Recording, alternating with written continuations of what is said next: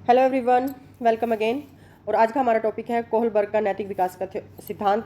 Kohlberg का जो moral theory है, आज हम उसके ऊपर बात करेंगे। अगर कोहलबर्ग की बात करें तो ये अमेरिका के साइकोलॉजिस्ट थे जिन्होंने मॉरल डेवलपमेंट के ऊपर अपनी थ्योरी दी थी।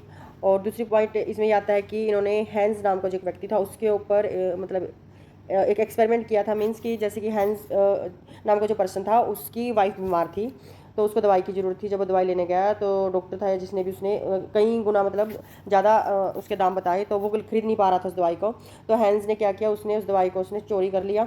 तो इसके बाद जो लोगों के रिएक्शन थे, जो प्रतिक्रियाएं थी, तो इन सब चीज़ों के ऊपर कोहलबर्ग ने अपना मॉरल डेवलपमेंट का सिद्धांत दिया कि कोई कह रहा है कि उसने ठीक किया, कोई कह रहा है कि उसने ठीक नहीं किया, उसने तो कानून तोड़ दिया, उसे दंड मिलना चाहिए। तो ये सारी चीज़ें।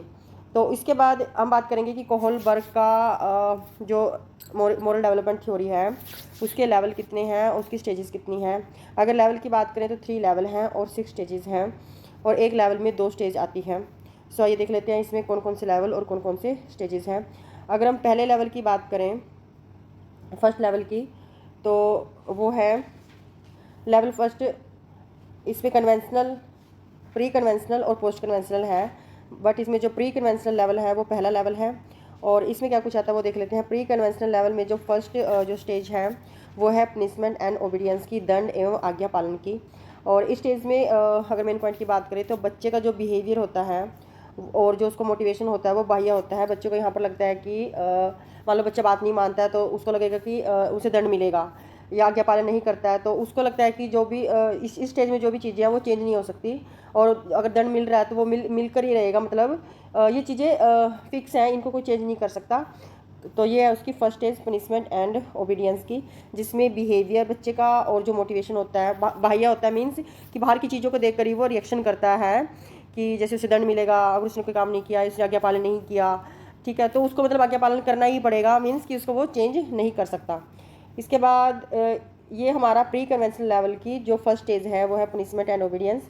और अगर प्री कन्वेंशनल लेवल की जो दूसरी स्टेज है अगर हम उसकी बात करते हैं वो है इंस्ट्रूमेंट रिलेटिव, या फिर इसको यांत्रिक अभिमुखता, साधन सापेक्षता, व्यक्तिगत विनिमय, ऑब्जेक्ट रिलेटिव, इस तरीके के नामों से भी इस स्टेज को पुकारा जाता है। और इसमें बच्चा क्या होता है, इसमें बच्चा आत्म केंद्रित होता है। मीन्स बच्चे को इसमें सिर्फ अपने आप से मतलब होता है। अब जैसे किसी को उससे कोई काम करवाना है तो वो बदले में बात करेगा कि मुझे क्या मिलेगा, इसमें मेरे लिए क्या अच्छा है। वो सिर्फ अपने में ही केंद्रित रहता है, वो अपना ही प्रॉफिट देखता है इसमें बच्चा। सो ये स्टेज है इंस्ट्रूमेंट रिलेटिव स्टेज। और ये थी हमारी प्री कन्वेंशनल जो लेवल है उसकी 2 स्टेजेस, पुलिसमेंट एंड ओबीडियंस और इंस्ट्रूमेंट रिलेटिव सेकंड स्टेज है। अब हम बात करते हैं सेकंड लेवल की। जो है सेकंड लेवल है वो है कन्वेंशनल लेवल है। इसमें कौन कौन सी स्टेज आती हैं, इसमें स्टेज नंबर 3 और 4 आती हैं। जो स्टेज नंबर 3 है उसमें अच्छा बनने की धारणा, be good boy and give motivation. और इसमें जो मोटिवेशन होता है वो होता है इंटरनल, बच्चे के इंटरनली उसको फीलिंग आती है कि मुझे कुछ अच्छा बच्चा बनना है। तो उसके लिए फिर वो जो बिहेवियर करता है बाहर सोसाइटी में दिखाने के लिए, जैसे उसने किसी की हेल्प कर दी तो वो तो उसके अंदर से आया कि मुझे इनकी हेल्प करनी है। तो उसके अंदर एक फीलिंग भी होती है कि अगर मैं किसी की हेल्प कर रहा हूँ तो मुझे जो समाज है और लोग हैं वो कैसा कहेंगे। तो ये उसमें वो सोचता है कि मुझे अच्छा मानेंगे कि मैंने अच्छा काम किया। तो ये जो बिहेवियर है वो बाह्य होता है उसका। और जो इसमें मोटिवेशन होता है वो इंटरनली होता है, उसको किसी ने कहा नहीं है कि अच्छा काम करो, वो अपनी मर्जी से अच्छा काम कर रहा होता है। ये है अच्छा बनने की धारणा, स्टेज नंबर 3 और कन्वेंशनल लेवल का पार्ट। इसके बाद है जो 4th स्टेज है कन्वेंशनल लेवल की, वो है कानून एवं विधि सम्मत या अभिमुखता, लॉ एंड ऑर्डर जिसको बोलते हैं। इसमें बच्चे को ये ज्ञान हो जाता है कि क्या सही है और क्या गलत है। सो बच्चा इसी धारणा के ऊपर काम करता है। यहाँ पर उसे पता होता है कि ये करना सही है और ये करना गलत है।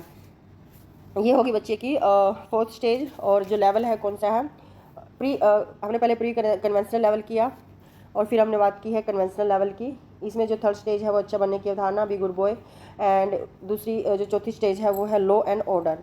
इसके बाद हम बात करते हैं जो इसका 3 लेवल है कोहलबर्ग का 3rd लेवल है मॉरल डेवलपमेंट थ्योरी का, वो है post conventional level. Post conventional level में जो 5th नंबर पर जो स्टेज है वो है सोशल कनेक्ट और कॉन्ट्रैक्ट ओरिएंटेशन, इसी को बोलते हैं। इसमें क्या कुछ होता है, इसमें बच्चा सोसाइटी का हिस्सा बन जाता है। और दूसरी बात है कि सोसाइटी का हिस्सा बन जाता है, समाज के मूल्यों को एक्सेप्ट कर लेता है। अब जैसे वो समाज में रहता है उसे पता होता है कि ये काम करना है, ये नहीं करना है, या समाज में इस तरीके से कोई रिचुअल है, कोई काम है ये कोई प्रोसेस है उसको इस तरीके से पूरा किया जाता है, तो बच्चा जो समाज के मूल्य होते हैं उनको इसमें एक्सेप्ट कर लेता है, जो कि 5th स्टेज है पोस्ट कन्वेंशनल लेवल की। और अगर हम 6th स्टेज की बात करें जो कि पोस्ट कन्वेंशनल लेवल की लास्ट स्टेज है, इसमें है कि बच्चा जैसे इसको बोलते हैं सार्वभौमिक विकास या फिर यूनिवर्सल मॉरल डेवलपमेंट। इसमें बच्चे को क्या होता है, इसमें होता है बच्चे को कि वो समाज के नियमों को परिवर्तन करना चाहता है। उसको ये तो पता है कि वो समाज का हिस्सा है, समाज में क्या कुछ हो रहा है। मतलब इसमें जो युवा होता है, जो बच्चा होता है, वो कहता है कि आपने मान लो सोसाइटी में है, वो सोसाइटी को ही बोलता है कि आपने जो कुछ किया था ये कर लिया, इसमें ये हो सकता है, इसमें मैं ऐसा कर सकता हूँ, आप लोगों ने जो करना था कर लिया, मैं इसे अपने तरीके से करके दिखाऊंगा। तो ये वाला उसमें एक फीलिंग आ जाती है इसमें जो 6th स्टेज है। और इसमें अगर इंटरनल और बिहेवियर की मतलब मोटिवेशन की बात करें तो इसमें मोटिवेशन इंटरनल होता है और बिहेवियर भी इंटरनल होता है। मीन्स जैसे कि स्टेज का नाम है यूनिवर्सल मॉरल डेवलपमेंट। तो इस डेवलपमेंट में क्या है कि वो समाज में जो चीज़ें हैं उनको वो बदलना चाहता है, उनमें वो चेंज करना चाहता है। और मोटिवेशन भी उसमें अंदर से ही आता है, जैसे कि 5th स्टेज में वो ये एक्सेप्ट कर लेता है कि वो समाज का हिस्सा है, समाज के ये मूल्य है, इस तरीके से समाज कार्य करता है, इस तरीके से समाज में रहना है। बट वो फिर जो 6th स्टेज है उसमें एक इंटरनल उसका मोटिवेशन और जो इंटरनल बिहेवियर है उसके बेस पर वो समाज में चेंज करना चाहता है, जो सोसाइटी के नियम है, जो मूल्य है, उनमें वो परिवर्तन करना चाहता है। तो यह भी हमने बात की है पोस्ट कन्वेंशनल लेवल की, जिसमें 5th स्टेज है सामाजिक कनेक्ट और या फिर कॉन्ट्रैक्ट ओरिएंटेशन, और 6th स्टेज है सार्वभौमिक भौमिक या फिर मॉरल डेवलपमेंट थ्योरी जो है। सो इसके बाद अगर हम बात करें, हमने 3 लेवल की बात की है, और जिसमें 6 स्टेजेस हैं, pre conventional level, post conventional level और बीच का जो हमारा है कन्वेंशनल लेवल। तो इसके बाद अगर बात करें तो कोहलबर्ग ने कुछ मेन जो मतलब कुछ ऐसे शब्द दे रखे हैं जो इम्पोर्टेंट है, जैसे कि मॉरल रियलिज्म, यथार्थवाद की वो बात करता है। इसके बाद वो बात करता है नैतिक तर्कणा की, इसमें मतलब ये है कि थिंकिंग प्रोसेस के ऊपर वो बात करता है। मॉरल कन्फ्लिक्ट की, इसमें उसे ये कन्फ्लिक्ट होता है कि एक डिलेमा होता है कि सही क्या है और गलत क्या है। उसके बाद है मॉरल कोऑपरेशन और नैतिक सहयोग, जो काम पहले ज़रूरी है, इसमें उस थिंकिंग पे बच्चा काम करता है। और अगर बात करें कोहलबर्ग का जो मॉरल डेवलपमेंट थ्योरी है उसकी आलोचना किसने की थी, ये उन्हीं की स्टूडेंट थी कैरोल ग्रीगेन, ठीक है। और इन्होंने क्या कहकर उनके सिद्धांत की आलोचना की थी, कोहलबर्ग के मॉरल डेवलपमेंट सिद्धांत की। इसने कहा कि जेंडर बायस है, मतलब मीन्स कि कोहलबर्ग ने सिर्फ लड़कों से ही पूछा है कि वो जैसे हाइंस ने जो किया दवाई लेने के लिए, अपनी पत्नी की दवाई लाने के लिए, उन्हीं के ऊपर एक्सपेरिमेंट किया, उन्हीं से बातचीत की, उन्हीं के विचारों को मतलब उसने एक थ्योरी के रूप में पिरोने का काम किया है। परंतु उसने मतलब लड़कियों से तो औरतों से तो उसने पूछा ही नहीं है। तो उन्हीं की स्टूडेंट थी और ये उनकी थ्योरी की आलोचना करती थी, किस बेस पर, जेंडर बायस के बेस पर। तो ये मेन शब्द हैं जो कि कोहलबर्ग के द्वारा दिए गए हैं।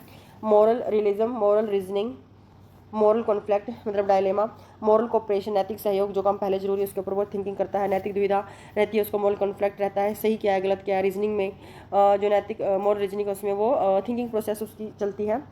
सो आज के वीडियो में इतना ही। आई होप कि आपको मैंने सिर्फ मेन पॉइंट्स समझाने के लिए कोशिश की है, जस्ट फॉर रिविजन के लिए। So that's all for today, have a good day.